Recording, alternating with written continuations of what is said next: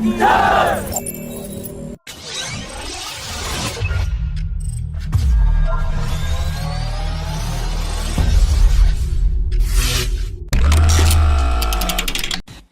Singapore-based aerospace company has launched the world's first supersonic unmanned combat aerial vehicle known as Arrow, and interestingly, the company has offered the UCAV for export at $16 million. The chief executive of the company has said that the Mach 2.1 capable Arrow supersonic UCAV features reduced radar cross-section and infrared signature, and is designed for combat and reconnaissance missions in highly contested environments, and it can even jam enemy communications. It is designed as a carbon fiber monocoque, which means that the body panels themselves are key structural components.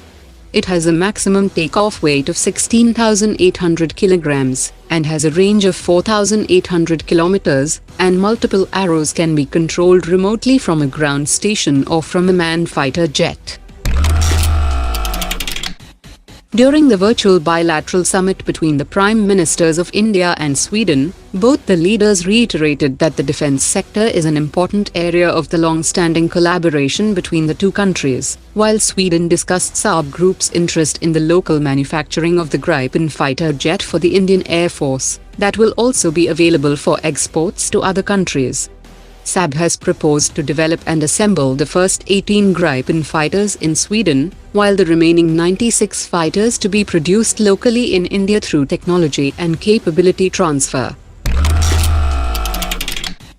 During the Combined Commanders Conference 2021, Prime Minister Modi was introduced with the SAMAR air defense system developed by the Indian Air Force, in which the 30 km range Mach 2.5 capable I-73 air-to-air missiles have been rail-mounted on a truck. This cost-effective system also makes sense, as India had acquired over 4,800 units of R-73 missiles since 1980s, and majority of them have significant amounts of captive flight hours left in them. Israel had also tested the I-Derby extended range variant from a ground-based launcher last week, while the US uses the AIM-120 AMRAAM on its NASAMS-2.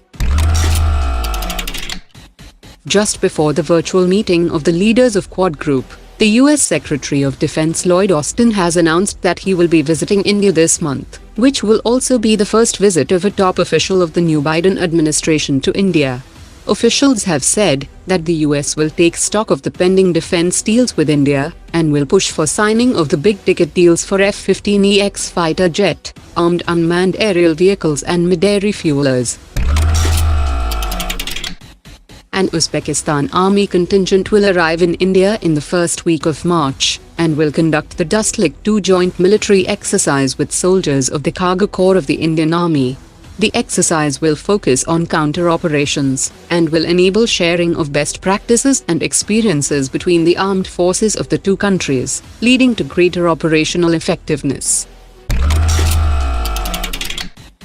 Greek media has reported that any new customers of the JF-17 will find it very difficult to get material and spares support from Pakistan and China, as Pakistan itself is looking to procure the Chinese J-10 fighter jet, and the main reason for this purchase is the poor performance of the JF-17, as well as serviceability issues with the Russian RD-93 engine.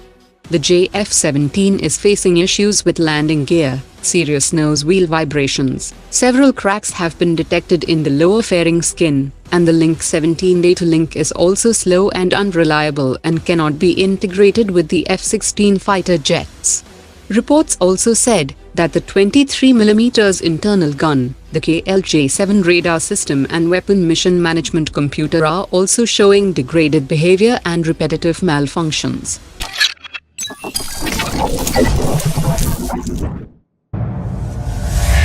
SAMAR dropped it.